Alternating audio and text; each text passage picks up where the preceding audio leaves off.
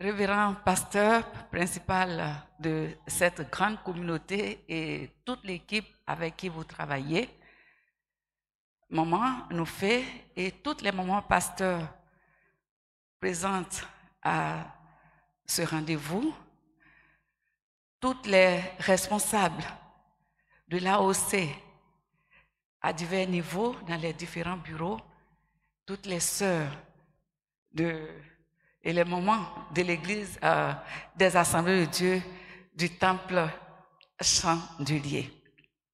C'est avec une grande joie que je me trouve dans cette grande famille qui m'accueille à la faveur des journées de l'AOC qui célèbre son 40e anniversaire. Je voudrais vraiment bénir le Seigneur pour tout ce qu'il fait, non seulement dans son Église, dans l'ensemble, mais également au milieu des femmes. J'ai eu l'occasion de venir à plusieurs reprises ici, surtout lorsque LMTV organise les programmes de l'Ascension, et je suis toujours émerveillée lorsque j'entre dans ce temple qui est vraiment digne de ce grand Dieu que nous servons, que nous adorons. Alléluia.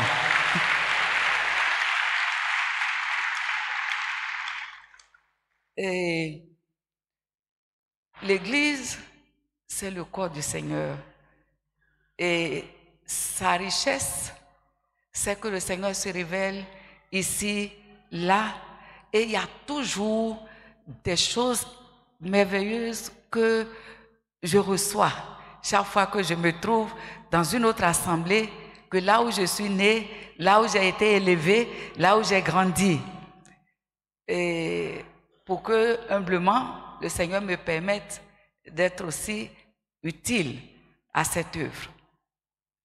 Et lorsque j'ai été informée du programme, que ça commençait par une semaine spirituelle, j'avais vraiment eu à cœur, surtout par rapport au thème de l'action de grâce, de venir chaque soir participer pour avoir ma part aussi de bénédiction dans les enseignements qui devaient être donnés par l'orateur qui devait animer le thème. Mais on vous l'a dit dans cette présentation, d'autres responsabilités en dehors de la maison du Seigneur retiennent souvent et au-delà de ce que mon cœur recherche, d'être constamment dans la présence pour écouter comme Marie au pied du Maître. Ben, il faut aussi honorer le Seigneur dans le milieu professionnel et donc ne pas se dérober. Je vais aller plus tôt, comme ça, je vais être à l'église. Mais j'ai dû suivre ce que j'avais à faire jusqu'à ce que ce soit seulement ce soir que je vous rejoigne. Mais je dis gloire à Dieu pour tout. Alors, le thème principal, c'est comment rendrai-je à l'Éternel ses bienfaits dans ma vie, à mon égard. Et on aurait bien voulu faire un lien direct avec le thème autour duquel nous allons nous entretenir. Alors, avec la permission des responsables, je me suis dit, ce n'est pas une prédication en tant que telle que je voudrais qu'on ait ce soir, mais plutôt, non pas ce qu'on appelle causerie débat, mais plutôt causerie échange. De telle sorte que chacune contribue à créer justement les conditions de réflexion pour que chacune se sente véritablement active, n'est-ce pas, dans la dernière étape qui est réservée à ce thème beaucoup plus proche justement de la femme par rapport à la vie conjugale. Et dans la version Louis II, comment rendrai-je à Dieu, à l'Éternel, tous ses bienfaits? Et dans la version français courant, que puis-je rendre au Seigneur pour tout le bien qu'il m'a fait. Et l'enseignement certainement a donné tous ces contours de ce que David déclare ici à travers cette parole qui exprime vraiment son désir d'être reconnaissant à Dieu après ce qu'il a vécu, après avoir été arraché de la mort, après avoir été délivré. Et nous savons comment cet homme a souffert dans sa vie, cet homme selon le cœur de Dieu, mais que l'ennemi aussi a cherché à détruire malgré les grands projets que le Seigneur a fait. Alors, c'est pourquoi j'essaie de paraphraser un peu en disant, est-ce qu'une femme peut exprimer une telle disposition pour sa vie conjugale, pour son foyer, pour son couple? Parce que lorsque nous regardons aujourd'hui, les couples subissent tellement d'oppression, tellement d'attaques de toutes parts, que on a l'impression que finalement, c'est plutôt l'action de l'ennemi qui prévaut dans la vie des foyers, je pourrais dire, communs, ordinaires. C'est pourquoi, la plupart du temps, c'est beaucoup plus de plaintes, c'est beaucoup plus de murmures, c'est beaucoup plus de lamentations qu'on entend dans ce milieu. Une femme qui se sent vraiment pas comme elle aurait souhaité, beaucoup plus portée vers cela. Et pourtant, le couple est une institution de Dieu pour être heureux. Pour être heureux. Le couple, dans le dessein de Dieu, est prévu pour vivre le bonheur. Et c'est pourquoi je ramasse un peu tout ce qui m'a été donné comme idée sous ce thème, le bonheur conjugal. Alors, je voudrais qu'on lise 3 textes. Et je voudrais demander en tout cas quelqu'un qui trouve le premier fera la lecture, la personne qui va trouver le deuxième texte fera la lecture et la personne qui va trouver le troisième fera la lecture. Genèse 2, 24, c'est le premier texte. Je voudrais que quelqu'un nous trouve ce passage pour en faire la lecture. Une deuxième personne va chercher Matthieu 19, 5 à 6. Et cette personne, après la lecture du premier texte, nous fera aussi sa lecture. Et le troisième texte, c'est Éphésiens 5, 31, 32. Alors, est-ce qu'on peut nous aider avec un micro-baladeur pour permettre la première lecture? Oui. Genèse 2, 24. C'est pourquoi l'homme quittera son père et sa mère et s'attachera à sa femme et ils deviendront une seule chair. Bien. La deuxième lecture, Matthieu 19, versets 5 et 6. Une autre personne, pour que ça aille plus vite.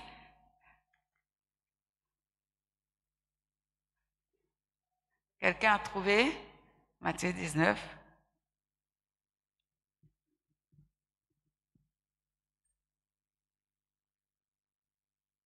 « 5 et 6. Matthieu 19, 5 et 6. Et qu'il dit, c'est pourquoi l'homme quittera son père et sa mère et s'attachera à sa femme et les deux deviendront une seule chair.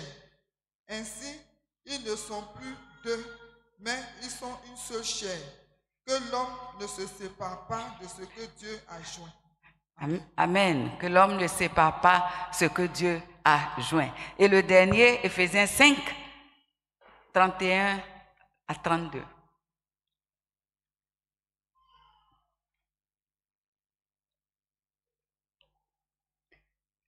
Quelqu'un a trouvé?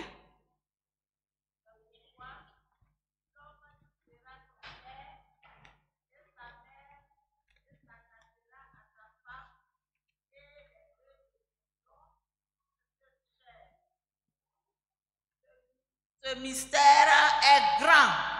Je dis cela par rapport à Christ et à l'Église. Amen. Alors, nous avons lu 3 textes, mais nous nous rendons compte que ces 3 passages disent la même chose. Alors, pourquoi choisir justement, alors qu'il y a beaucoup d'autres textes qui sont relatifs à la vie du couple? C'est plutôt l'insistance que nous remarquons dans ces passages. Alors, dans le texte de Genèse, c'est Dieu lui-même qui parle à la création de l'homme et de la femme. Dieu a créé, la Bible dit, homme et femme. Mais lorsqu'il détaille, il va nous donner un peu comment il a procédé. Alors, dans le processus, Adam était venu à l'existence en tant qu'homme et il s'est trouvé que dans toute la créature, il n'y en avait pas qui était semblable à lui. Alors, on peut toujours imaginer quelqu'un qui se retrouve seul, qui se retrouve sans un autre, disons, sans compagnie. Alors, Dieu va régler ce problème de solitude en prenant sa côte, après l'avoir fait tomber dans un profond sommeil, pour faire sortir Ève. Amen.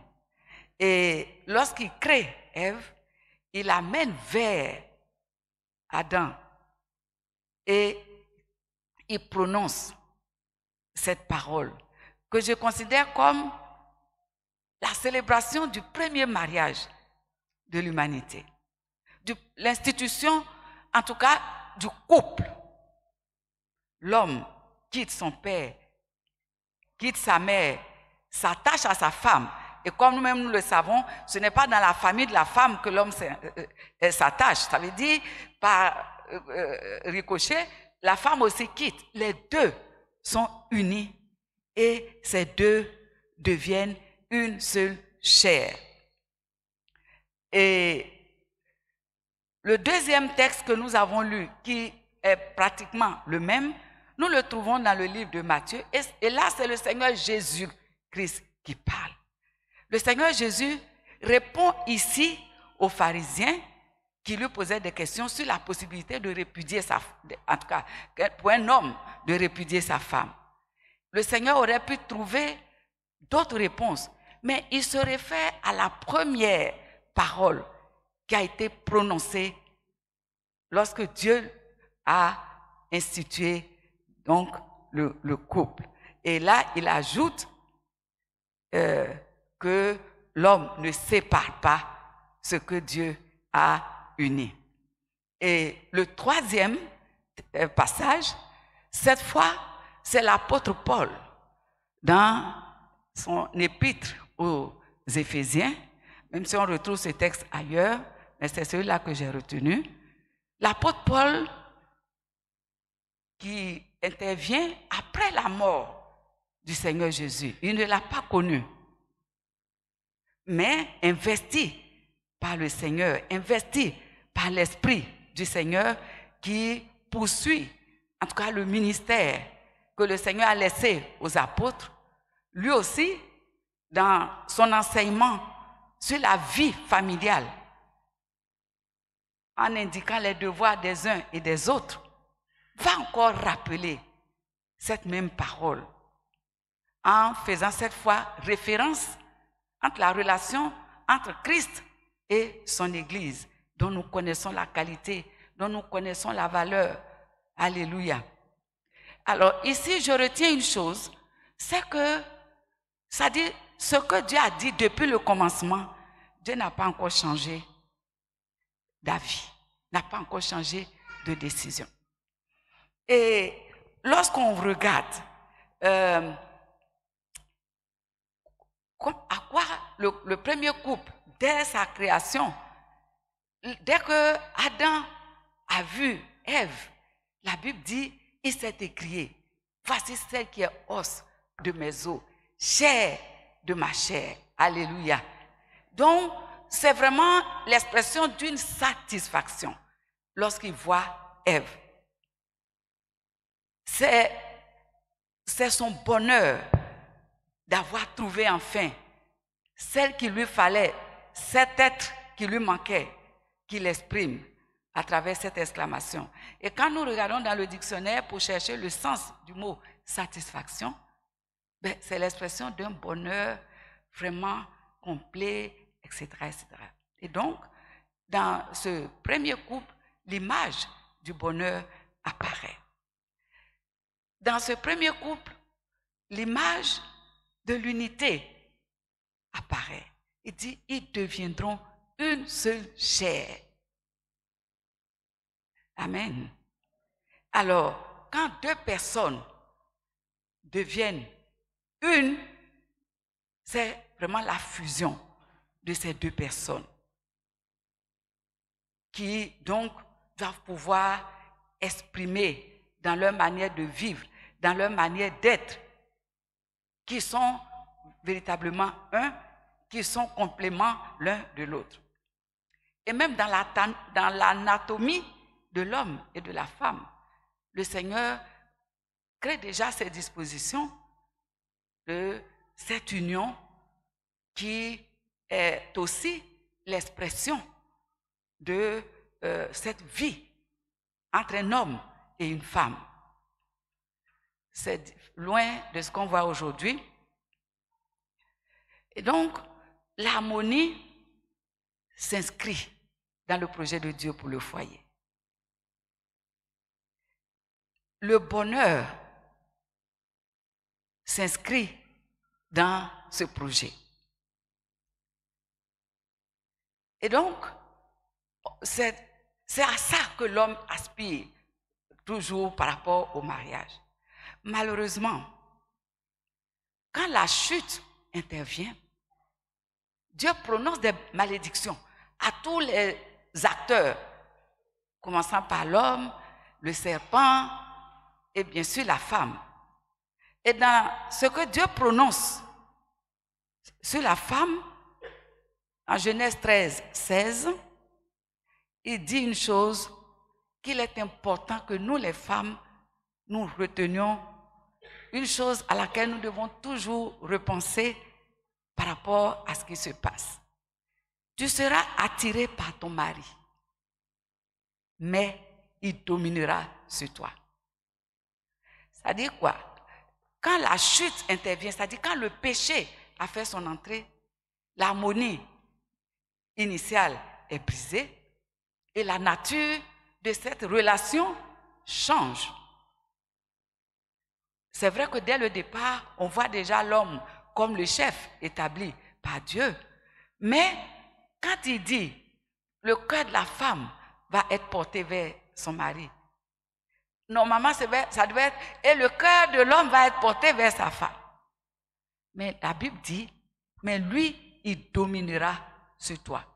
Donc, il y a quelque chose qui s'est passé de très profond dans cette relation. Donc, maintenant, le cœur de la femme est vraiment vers son mari. Mais de son côté, il y a cette domination qui fait son entrée dans la vie du couple. Et bien sûr, le couple, c'est la base de la famille. On l'a vu que dès le départ, Dieu dit soyez bénis, soyez féconds, multipliez, remplissez la terre. C'est dans ce cadre-là que Dieu va poursuivre l'œuvre de création dans le couple. Il aurait pu créer un autre Adam, une autre Ève, créer, non? Mais il crée le couple et il leur confie la mission de poursuivre la création. Amen. Mais quand la chute est intervenue, quand le péché est intervenu, on a vu le fruit. Les enfants qu'ils ont eus, jalousie. Un va se jeter sur l'autre pour le tuer. C'est le cas d'Adam et Ève. Imaginez le père et la mère dans ces conditions. Abel et Caïn, excusez-moi, Abel et Caïn. Imaginez donc l'état des parents. Mais ça n'a pas cessé, ça continue. Les choses abominables continuent.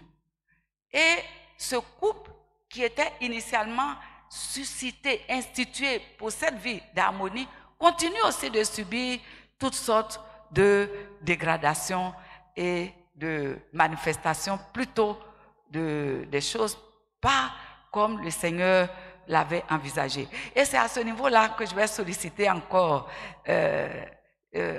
nos bien-aimés. On va passer le micro.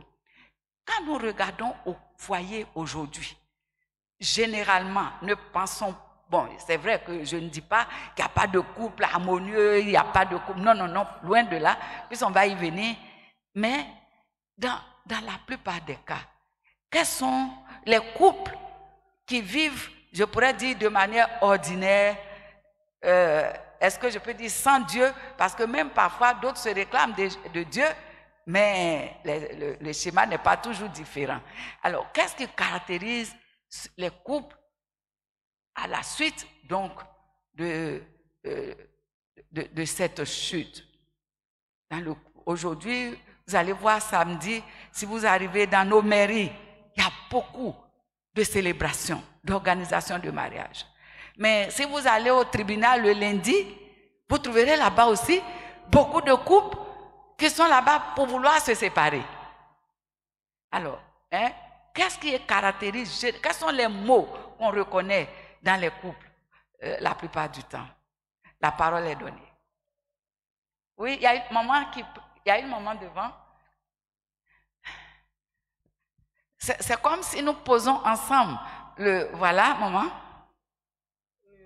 Après la chute, il y a le manque de confiance qui s'installe dans les couples. Exactement. Aujourd'hui, si nous regardons, c'est des choses qu'on constate, le manque de confiance. En dehors de cela, merci maman. Autre chose, il faut regarder, il faut reconnaître, il faut dénoncer, justement pour que... Il y a aussi le manque de communication. Exactement, le manque de communication. Deux personnes qui sont supposées être un, mais pas de communication. OK? Autre problème, autre réalité. Alors, c'est vrai que c'est une jeune fille bien sportive pour pouvoir... Il y a aussi le phénomène d'égalité. D'égalité homme et femme. Oui, effectivement, bon, c'est important de relever. L'homme est le chef de la femme. Mais aujourd'hui, on dit les deux sont chefs. Et ce matin, nous étions à une réunion avec une autorité même, n'est-ce pas, qui n'est pas ecclésiastique, qui dénonçait une autorité même qui participe, mais qui dit on fait ça, mais on va à la mairie, on finit de célébrer, on dit l'homme et la femme, les deux n'ont qu'à tendre la main pour recevoir le livret. Parce que les deux sont chefs de famille. Abomination. Autre réalité. Oui, maman? Il y a aussi l'orgueil. L'orgueil, oui. Et comment se manifeste l'orgueil, maman? Je voudrais que tu précises un peu plus ta pensée. D'accord. L'orgueil, bon, quand on parle, la Bible demande à la femme d'être soumise. Bon, on voit que quelquefois la femme n'est pas soumise. Oui. Elle veut se mesurer à l'homme. C'est ça. Quand il parle, elle parle. Oui. Elle ne veut pas se laisser faire. Exactement. Voilà. Ça aussi. Merci beaucoup. Oui. On continue. Et chacune n'a qu'à penser à quelque chose pour s'exprimer. La méfiance s'est installée dans le couple. Exactement.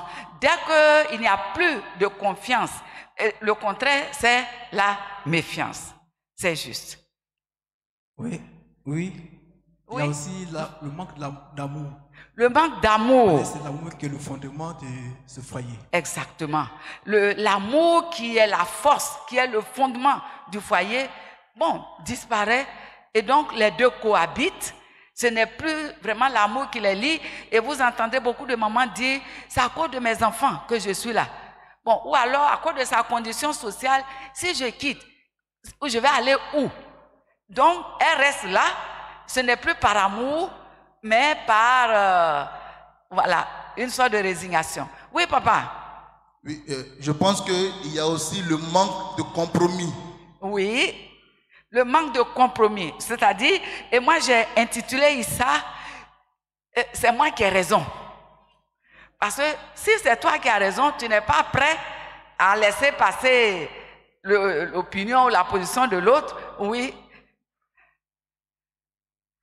Bien, alors je pense que vous avez beaucoup participé, je voudrais vous féliciter, mais nous pouvons allonger la liste. Il y a la violence dans les couples, violence verbale. Violence physique même. Parfois, il y a des coups que les femmes reçoivent. Ou bien, si quelqu'un veut parler, je m'arrête, sinon je poursuis. Oui, il y a 2 doigts ici. Il y a le manque de pardon. Le manque de pardon. Donc, la colère qui s'installe. Et donc, les actes qui se posent, les paroles qui se disent, ben, c'est cette colère en dessous. Les réactions sont animées par cette colère. Bien. Il y a bien sûr des mots très très sérieux, comme l'adultère dans le couple. Et ça, dans certains milieux, ça passe même comme si c'était quelque chose de tout à fait simple, ordinaire. Monsieur s'en va de son côté, madame aussi va de son côté. Et il y a aussi un autre aspect, souvent ça va jusqu'au rapport intime entre l'homme et la femme. Dans les couples où il y a ces situations, soit c'est madame qui se refuse à monsieur, et souvent c'est par réaction, à cause de ce qu'il m'a dit, à cause de ce qu'il m'a fait. Ou bien elle attend un peu comme une arme. C'est quand il va arriver ici que je vais lui montrer que je suis femme. Et donc faire souffrir l'homme parce que l'homme n'a pas fait vraiment ce qu'on attend de lui. Ou alors l'acte se fait, mais de manière mécanique. Bon, puisqu'on est là et qu'on est mari et femme, et donc la valeur de cet acte, la qualité de cet acte n'y est plus. Alors, donc, la liste vraiment qui peut caractériser les couples que je qualifie, est-ce que sans Dieu, c'est peut-être trop fort, mais de manière ordinaire, voilà. Mais à côté de cela, nous avons aussi des exemples de couples qui font rêver, qui donnent envie de se marier. Alors, ce que je devais dire, c'est que avec ce schéma que nous avons dépeint, la plupart du temps, celles qui y sont ont envie de sortir, ou celles même qui sont là, parfois regardent et se disent, est-ce que ça vaut la peine? Mais il y a encore des couples qui font rêver. Alors, est-ce qu'on peut décrire, qu'est-ce qu'on regarde, qu'est-ce qu'on constate dans un couple qui vit, un couple heureux?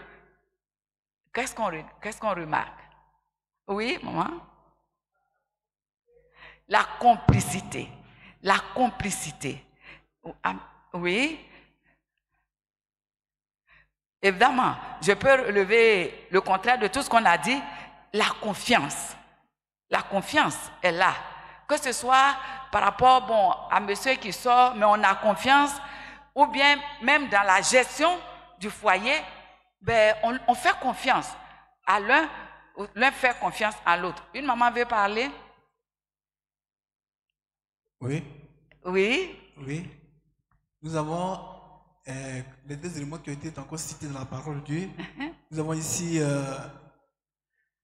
il y a la fidélité. Oui. Voilà. Il y a la fidélité. Oui. Mais il y a aussi la soumission et l'amour. L'homme, l'amour, la femme, la soumission. Très bien. Ces 2 éléments sont vraiment capitaux au foyer. Merci beaucoup. Alors, donc, nous allons y arriver. Mais dans le processus que nous adoptons, c'est une manière, chère maman, d'attirer nos regards sur des réalités que parfois, sont là. Et puis, comment nous réagissons, comment nous apprécions, c'est pour ça que nous faisons ce genre d'exercice. Alors, dans ce type de couple heureux, c'est la vérité. On se dit la vérité. La vérité sur les biens, la vérité sur les activités qu'on mène, on ne se cache rien. On se fait des cadeaux. Oui, l'homme fait des cadeaux à sa femme, mais également, il y a des occasions où c'est madame qui fait des cadeaux à son mari.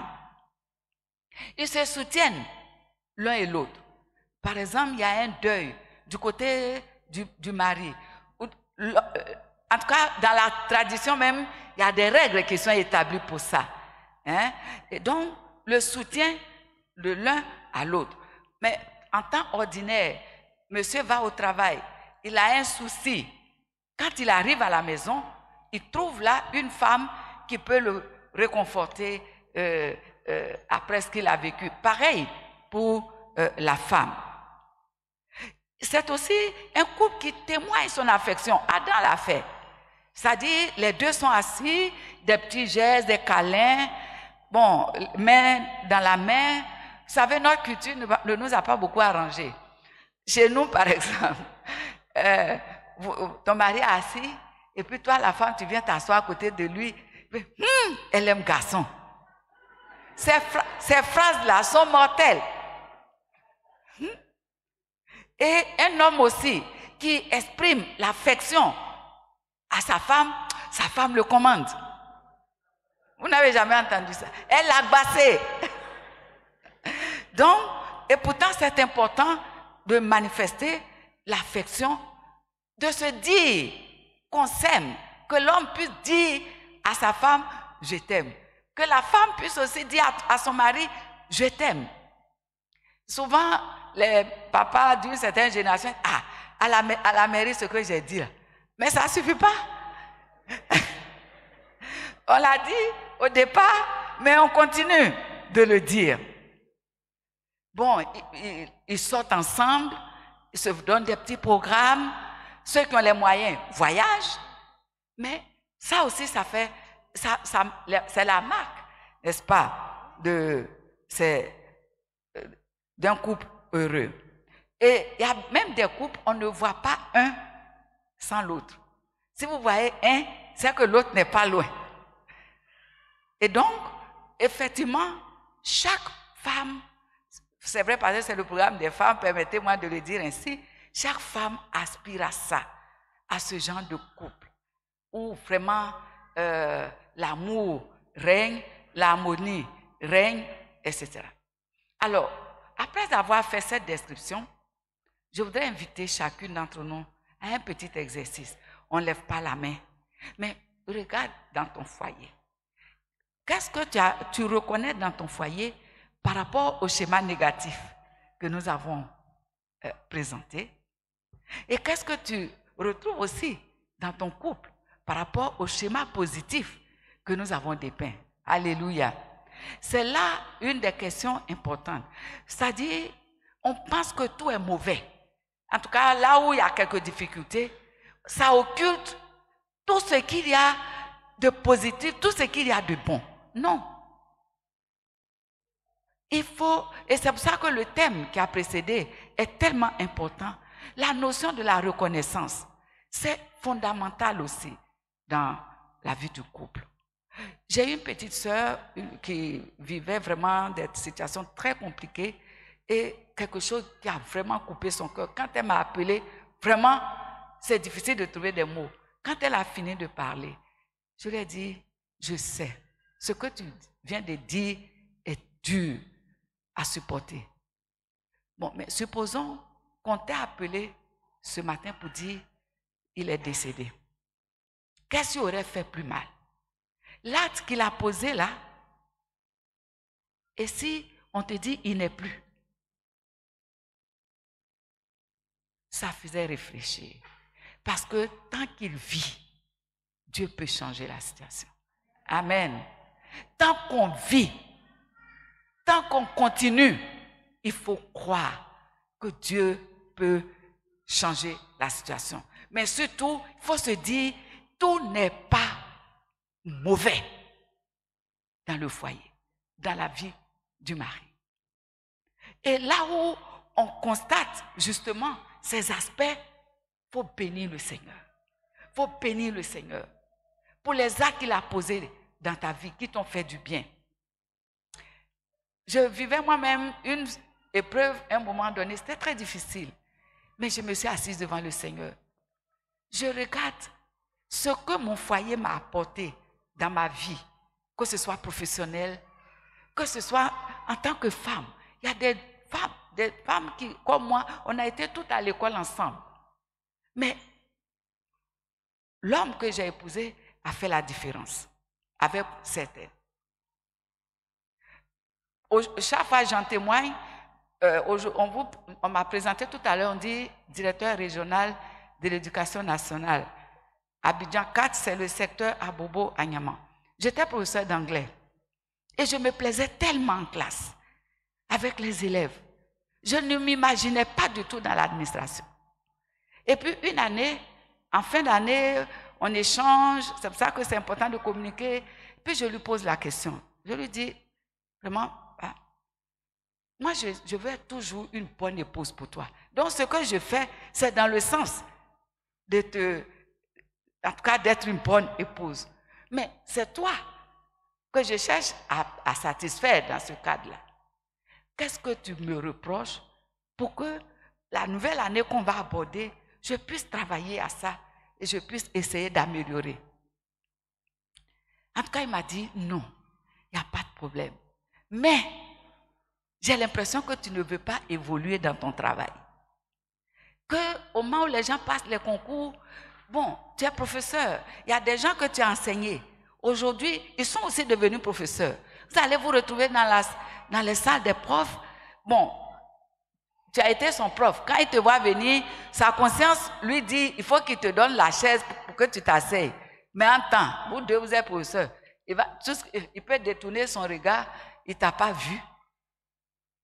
Ah, ça m'a marqué, ça m'a touché. La même année, j'ai passé le concours des adjoints chefs d'établissement. Je suis devenue censeur. Après, j'ai été chef d'établissement. Après, et par la grâce de Dieu, aujourd'hui, directeur régional. Alléluia. Mais à la vérité, quand je posais cette question, c'est vrai, je voulais l'écouter, tout ça. Mais moi-même, c'est parce que j'avais aussi des choses que je voulais lui dire, que je voulais lui exprimer. Mais si je me lève, toi femme, bon, monsieur, voici, tu me fais ça, tu me fais ça, tu me fais ça. Ah, ça ne passera pas. Quand, en dehors de cette réponse qu'il m'a donnée et que Dieu a utilisée pour mon, je vais dire, l'avancement professionnel, mais ça m'a donné aussi l'occasion de lui dire, vraiment dans notre relation, il y a telle chose, il y a telle chose. Parce que je me suis d'abord, c'est ça aussi la soumission. Amen. C'est-à-dire, j'ai fait passer son intérêt, j'ai fait passer lui sa satisfaction avant la mienne. Et son cœur était disposé à écouter ce que moi aussi j'avais à lui reprocher, parce que la vérité c'est ça. Et la communication, on l'a dit, c'est important. Donc, l'aspiration à vivre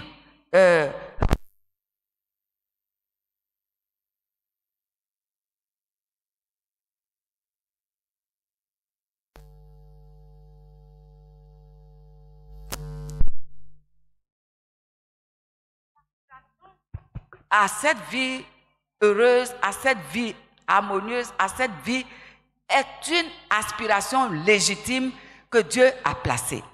Mais la bonne nouvelle, c'est aussi que après la rupture, après le péché qui a changé la nature des choses, le Seigneur Jésus est venu pour restaurer. Alléluia. Dans l'œuvre rédemptrice du Seigneur Jésus, il y a aussi le couple, il y a aussi le foyer. Et c'est pourquoi dans le livre d'Éphésiens, le chapitre 1, verset 3, il dit, le Père, notre Dieu, béni soit notre Dieu, le Père de notre Seigneur Jésus-Christ, qui nous a bénis de toutes sortes de bénédictions spirituelles dans les lieux célestes. Ce qu'il faut comprendre, c'est que ce que Dieu est venu restaurer en Christ n'est pas physique immédiatement, mais justement, c'est dans cette relation où Dieu a sa place, justement, que la restauration se manifeste. Parce que, je l'ai dit et je le rappelle, ce cadre que Dieu a institué, où l'homme et la femme sont unis, et c'est là qu'ils poursuivent l'œuvre créatrice de Dieu, c'est pour que les parents, bon, quand on parle des deux, c'est les conjoints, mais quand on parle d'eux par rapport à leurs enfants, c'est les parents. Donc, qu'ils puissent donner des enfants à qui ils communiquent des valeurs, qui eux aussi, à leur tour, vont communiquer des valeurs et établir ainsi une chaîne, je vais dire interminable, de grandes et de bonnes vertus. Mais celui qui a attaqué au départ, il n'a pas encore fini. Il continue. Et c'est pourquoi je voudrais encourager vraiment les mamans. Je voudrais encourager les sœurs pour dire que Dieu fait toujours grâce dans nos familles, dans nos communautés, dans nos églises. Nous voyons des couples qui inspirent, qui donnent envie de se marier. Parce que nous reconnaissons pratiquement ce que nous décrivons. Mais il ne faut pas se tromper. Souvent, on est là, on regarde, si moi, mon foyer était comme ça. Si moi, mon mari me faisait ce que l'autre l'a fait à sa femme. L'autre n'est pas ton mari. Mais toi, ton mari, avec le Seigneur, c'est là qu'il faut aller vers ce que le Seigneur a déjà disposé, parce que ça est dans son projet. Généralement, ces choses que nous avons décrites, quelques ruses de l'ennemi, c'est que on pense que ça doit se passer systématiquement ou alors simultanément. C'est pas possible, vous êtes deux. Même si vous êtes devenus une seule chair. Bon, on se fait des cadeaux, d'accord, mais c'est lui qui doit commencer. Tu peux commencer. Amen. Le mari ne te fait pas de cadeaux. C'est une source de frustration. C'est une source, n'est-ce pas, de lamentation, de murmure. Parce qu'une autre va te dire, vraiment, quand mon mari, vraiment, hier, il m'a surpris, il est venu me donner un complet de pain wax hollandais. Ah, toi, tu n'as jamais entendu ça dans ta maison. Amen. Et je me souviens quand on était plus jeune, j'ai une amie, son mari voulait lui offrir une voiture. Et comme il me savait très proche d'elle, c'est moi qui l'ai appelé pour dire, je voudrais offrir une voiture à mon épouse. Il faut sonder pour voir quelle est la voiture qu'elle aime. Donc c'est moi qui fais l'enquête, je sonde, et elle dit, à l'époque c'était les Celica. C'est une très belle coupe de Celica. Et puis donc je communique au mari que son mari veut lui offrir, que sa femme veut une Celica. Donc les temps qui ont suivi, le monsieur allait acheter la Celica, il a offert à sa femme. Et quand on se voit, vous savez la question qu'elle me pose, et toi, quand est-ce que ton mari va t'offrir sa voiture?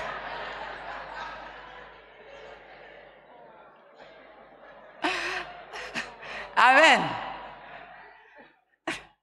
Bon, mais la vérité, je suis mariée à un homme qui ne peut pas se lever, en tout cas, en ce moment-là, pour aller acheter une Celica pour me donner. Si j'aspire à ça, moi, je suis en train d'entretenir, n'est-ce pas? Oui. Non. Il ne pouvait pas, mais Dieu a fait grâce à un autre moment où je ne m'attendais pas. J'ai eu ce cadeau. Pour dire que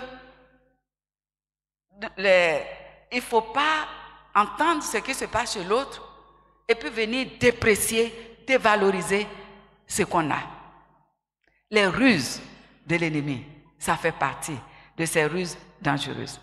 Alors, une parole que je voulais citer, vous savez, dans le livre de Proverbes, je crois que c'est le Proverbe 28, Proverbe 18, verset 22. La Bible dit, l'homme qui trouve une femme a trouvé le bonheur. Cette parole-là, maman, chère sœur, méditons-la beaucoup. Ça veut dire, c'est nous qui sommes le bonheur de l'homme. Et on l'a vu avec Adam, quand il a vu sa femme, comment il s'est exclamé. Et donc, il ne faut pas vouloir que quand ça vient spontanément du mari, gloire à Dieu.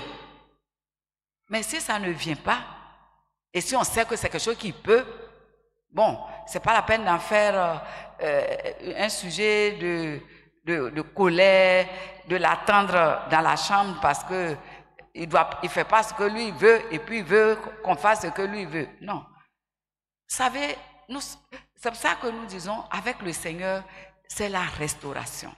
Et les choses sont spirituelles, il y a des actes qui les provoquent, il y a la prière qui les provoque.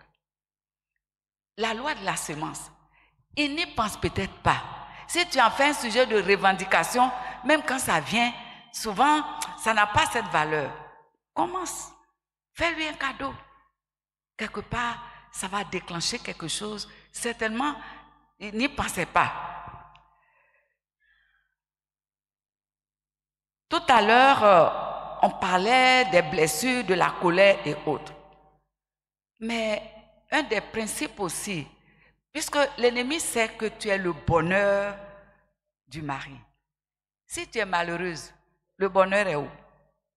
C'est pourquoi toutes ces actions, justement, vont aller vers comment rendre la femme malheureuse à travers son mari. Parfois, avec des actes très graves, notamment l'adultère.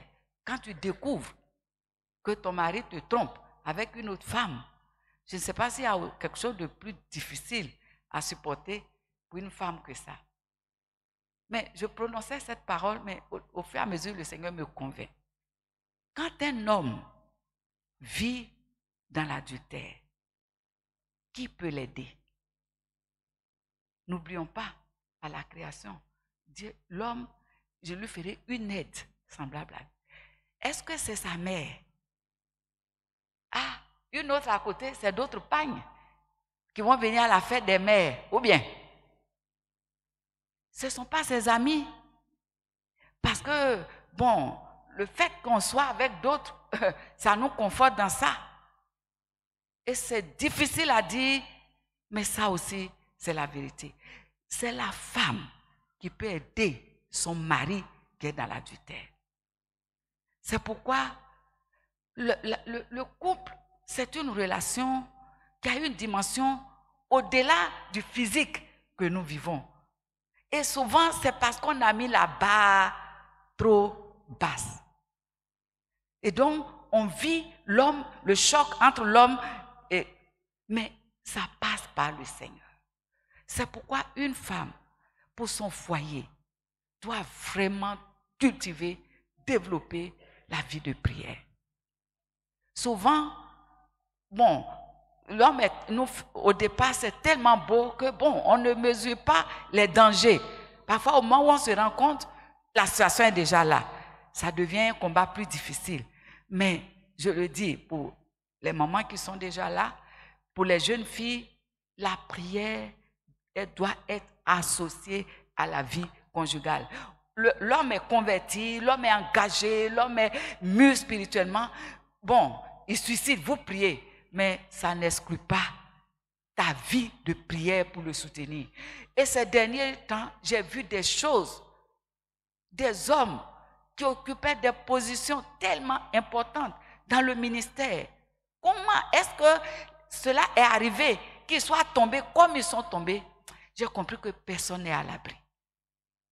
Même les époux, serviteurs de Dieu, ne sont pas à l'abri. Les époux laïcs, engagés dans l'œuvre, ne sont pas à l'abri. De tous les niveaux, de toutes les, je dirais, de tous les milieux, ils ne sont pas à l'abri. Parce que l'ennemi sait que si il touche ça, voyez aujourd'hui les résultats, la drogue partout, la prostitution, la dépravation, parce que la famille a été touchée.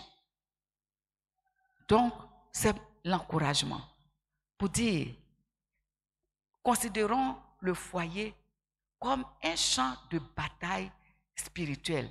Et n'oubliez pas, quand ça s'est passé, quand le serpent a attaqué la femme et qu'il y a eu toutes ces conséquences, mais Dieu a dit, il y a un combat entre l'homme, en tout cas entre le serpent et la descendance de la femme. C'est pourquoi je suis en train d'encourager chacune de nous.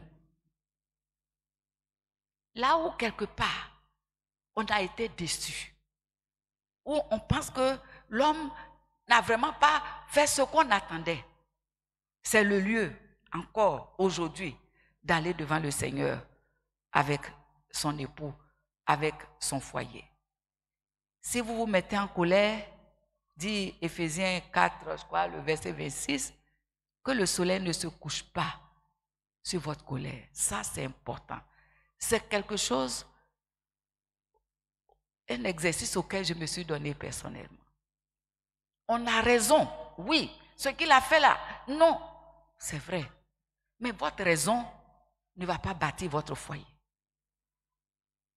Et c'est pourquoi, tout à l'heure, quand Maman Golé donnait les sujets, où elle a dit qu'on prie, que Dieu développe notre vie de prière, c'est important. L'homme est le chef de la femme, de la famille, partant. Mais la personne, celui qui repose la vie de la famille, c'est la femme. C'est elle qui est là au quotidien.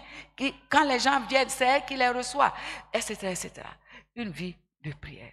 Et deux principes fondamentaux, pour ne pas aller trop loin, c'est homme, mari, aimez vos femmes. Mais si vous remarquez bien, et moi c'est comme ça que j'interprète la chose, ça commence d'abord par femme. Soyez soumises à vos maris. Parce que souvenez-vous, les rapports ont été renversés, en tout cas, ont été bouleversés. Ton cœur se portera vers lui, mais lui dominera sur toi. Mais pour que ce rapport de domination-là revienne, c'est cette attitude de soumission. La Bible disait à Joseph, ne crains pas de prendre Marie, ta femme, parce que l'enfant qu'elle porte vient du Saint-Esprit. Et moi, je pourrais dire, femme, ne crains pas de te soumettre à ton mari. C'est un principe spirituel. Et c'est quand on obéit qu'on voit les fruits. Souvent, on a peur, ou bien, bon, si je fais ça, c'est là maintenant même, il va exagérer. Non. Quand tu te soumets, tu mets quelqu'un d'autre dans, je vais dire, en action. C'est la main du Seigneur. Mais si tu veux régler toi-même, non. La soumission. La soumission n'est pas une attitude de résignation. La soumission n'est pas une attitude passive. Elle est active. Elle est active par rapport au Seigneur. Voici, Seigneur, voici la situation. C'est-à-dire, si toi, tu veux agir, tu dépasses la ligne à laquelle toi, tu as le droit d'aller. Mais Seigneur, je te remets. C'est l'abandon du combat aux mains du Seigneur. L'attitude de la soumission. Il y a un grand mystère, un grand secret. Et Marie, aimez vos femmes. C'est à l'homme que l'ordre est donné. Dieu dit de m'aimer. Est-ce que ça va marcher? Non. Demandez, on demande tout. On demande la sagesse, on demande l'amour de son mari. Amen. Demandez. Si ça n'y est pas, il faut demander. Seigneur, mets mon amour dans le cœur de mon mari. J'ai constaté que remets, renouvelle. Mais ce n'est pas pour ça que les femmes vont chez les marabouts. Si les marabouts peuvent faire des choses pour incliner leur cœur, pourquoi pas celui qui les a créés? Amen. Et c'est pourquoi l'orgueil n'a pas de place dans le couple. Parlez à Dieu. Si lui ne manifeste pas, manifeste la loi de la semence. C'est vrai, c'est lui qui est l'homme, c'est lui qui est venu vers, c'est lui qui a fait le pas. D'accord. S'il continue dans le pas, s'il continue dans le chemin, gloire à Dieu, bénis le Seigneur. Mais je viens de le dire, il ne faut pas se laisser tellement, et puis un coup, lui, tout le monde, c'est la chute. L'ennemi sait les positions qu'ils occupent, si aussi réussit à les atteindre. Mais la soumission, c'est notre comportement. L'amour, c'est ce que Dieu leur demande. Il le donne, il l'exprime, on bénit le Seigneur et on continue. Mais même si ce n'est pas le cas, on va vers le Seigneur avec la situation.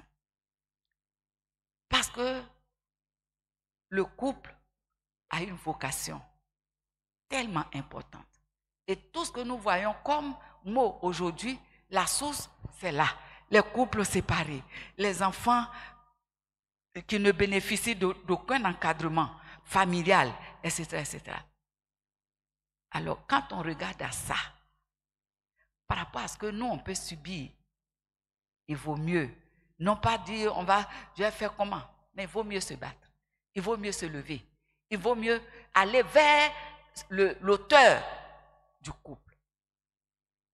Et je le dis peut-être pour terminer, la vie d'épanouissement dans le foyer, la vie d'harmonie ne se décrète pas, on y travaille. Je bénis Dieu, j'ai fêté mes 42 ans de mariage au mois de septembre.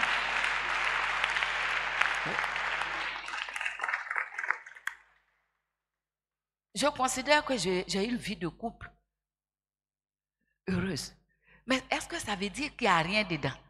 Est-ce qu'il n'y a pas de difficulté? Ça, si quelqu'un vient vous enseigner pour dire on peut avoir une vie de couple où il n'y a pas d'histoire, je préfère que vous n'écoutiez pas cela. Mais Dieu travaille. À travers les difficultés, il bâtit d'autres valeurs même auxquelles on ne pense pas. Alléluia. Parce que, justement, un combat a été déclenché. L'amour de Dieu est éternel, mais la méchanceté du diable aussi est éternelle. Il n'a pas encore été lié pour être jeté, justement, dans l'abîme. Il est encore là. Il travaille toujours. Mais Dieu nous a rachetés. Il nous a donné le pouvoir de marcher sur les serpents, sur les scorpions, sur toute la puissance de l'ennemi. Il nous a mis à une position où, même quand c'est difficile, par nos cris, par notre soumission, par notre alliance avec le Seigneur, les situations reviennent au fur et à mesure. Dieu les reconstruit, Dieu les restaure parce qu'on a droit à une vie de couple béni, harmonieux pour la gloire du Seigneur. Amen.